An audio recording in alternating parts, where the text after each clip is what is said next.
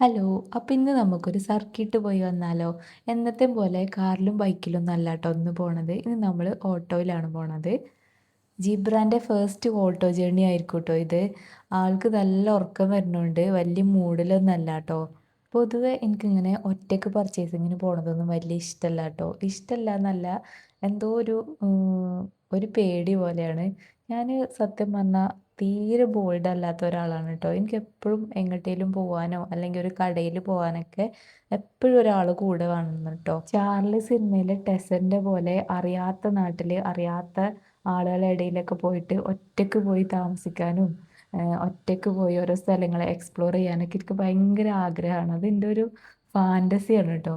പക്ഷെ അതിന് നേരെ എതിരായിട്ടുള്ള ഒരു സ്വഭാവമാണ് നോർമലി എനിക്കുള്ളത്. ഇത്രയും ഇഷ്ടമല്ലായിട്ടും ഞാനിന്ന് പോണത് എന്തിനാന്ന് വെച്ചാൽ നാളെ സൺഡേ ആണ്. ഇപ്പോൾ പൊതുവേ ക്രാഫ്റ്റേഴ്സിനും ബേക്കേഴ്സിനൊക്കെ ഏറ്റവും തിരക്കുള്ള ഒരു ദിവസമായിരിക്കും സൺഡേയും സാറ്റർഡേ ഒക്കെ.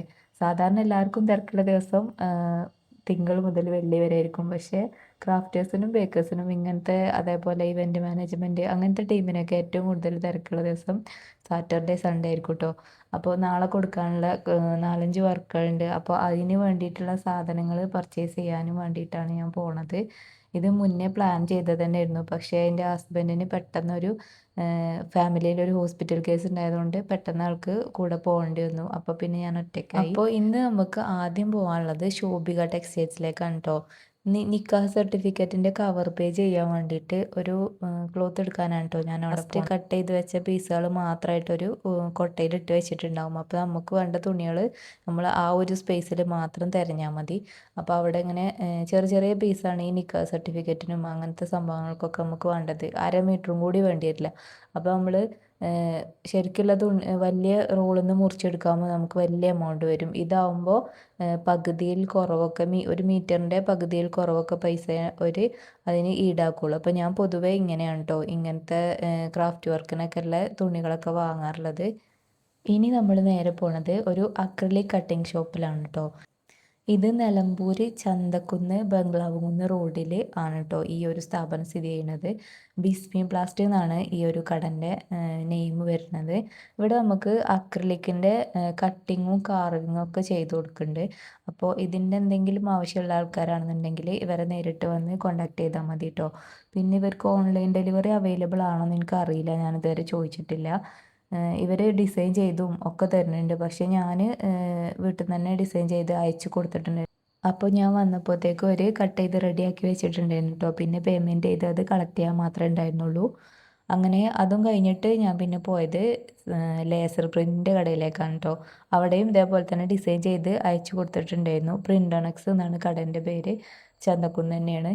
അപ്പം അവിടുന്നും ഇവർ റെഡിയാക്കി വെച്ചിട്ടുണ്ടായിരുന്നു. അത് വാങ്ങി പോരാൻ മാത്രമേ ഉണ്ടായിരുന്നുള്ളൂ. നമ്മൾ ഓട്ടോ വിളിച്ച് പോവായതുകൊണ്ടാണ് കേട്ടോ ഇതൊക്കെ ഇങ്ങനെ പെട്ടെന്ന് പെട്ടെന്ന് എല്ലാം അറേഞ്ച് ചെയ്തിട്ട് ഞാൻ പോയത്. ഇനി എനിക്ക് ശരിക്കും ഒരു ഫാൻസി ഷോപ്പിൽ കൂടി കയറാനുണ്ട്. പക്ഷേ ഓട്ടോക്കാരന് കോൾ വന്നുകൊണ്ട് നിൽക്കായിരുന്നു ട്രിപ്പിന് വേണ്ടിയിട്ട്. അപ്പോൾ പിന്നെ ഞാൻ അയാളോട് അതും കൂടി പറഞ്ഞില്ല. അങ്ങനെ ഫാൻസി ഐറ്റംസ് എനിക്ക് ഇനി നാളെ ഉച്ചയാകുമ്പോഴത്തേന് കിട്ടിയാലും മതി. അപ്പോൾ ഹസ്ബൻഡ് വന്നിട്ട് പോയി വാങ്ങാമെന്ന് വിചാരിച്ചു. അപ്പോൾ ഞങ്ങൾ തിരിച്ചു പോരുകയാണ് കേട്ടോ. ഇപ്പം നമ്മുടെ നാട്ടിൽ കണ്ടുവരുന്ന ഒരു ട്രെൻഡാണ് കേട്ടോ. ഒരു പാടുണ്ടോ റോഡ് സൈഡിൽ അവിടെ ഒരു ചായക്കട ഉണ്ടാവും.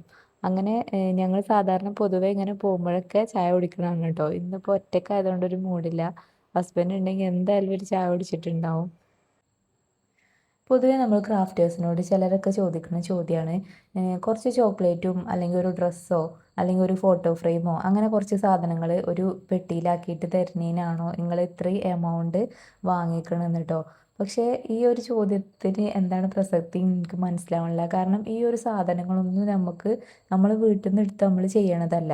എല്ലാം നമ്മൾ ഇതേപോലെ ഓരോരോ കടകളിൽ പോയി ആൾക്കാരെ ഇഷ്ടത്തിന് അവർക്ക് ഫോട്ടോ അയച്ചു കൊടുത്ത് ചോദിച്ച് അത്രയും ടൈം സ്പെൻഡ് ചെയ്ത് കണ്ടാണ് ഓരോ വർക്ക് നമ്മൾ കംപ്ലീറ്റ് ചെയ്യുന്നത്. ചിലപ്പോൾ ഇവർക്ക് ഇതിനെപ്പറ്റി പ്രത്യേകിച്ച് ഒരു ഐഡിയ ഇല്ലായിട്ടായിരിക്കും അങ്ങനെ ചോദിക്കുന്നത്. എന്താണെന്ന് നമുക്കറിയില്ല. അപ്പോൾ ഇതൊക്കെയാണ് നമ്മൾ ഇന്നത്തെ സർക്യൂട്ടിലുള്ളത്. ഇന്ന് നമ്മൾ ഈ വാങ്ങിയ സാധനങ്ങളൊക്കെ ഇൻക്ലൂഡ് ചെയ്ത് നാളെയാണ് ഇതിൻ്റെയൊക്കെ ഫൈനൽ പ്രൊഡക്റ്റ് നമ്മൾ ആൾക്കാർക്ക് കൊടുക്കാനുള്ളത്. അപ്പോൾ അതിൻ്റെ ഒരു ചെറിയ ക്ലിപ്പ് ഞാനിവിടെ കൊടുക്കാം. നാളെ ഞാൻ ഇതിൻ്റെ കംപ്ലീറ്റ് വീഡിയോ ഇടുന്നതാണ് കേട്ടോ. നമ്മൾ വീഡിയോനെ കുറിച്ചുള്ള അഭിപ്രായങ്ങൾ എന്തെങ്കിലും ഉണ്ടെങ്കിൽ താഴെ കമൻറ്റ് ചെയ്യണേ എല്ലാവരും. അപ്പോൾ ഓക്കെ, ബൈ. ഇനി നെക്സ്റ്റ് വീഡിയോ ആയിട്ട് നാളെ കാണാം. Thank you for watching.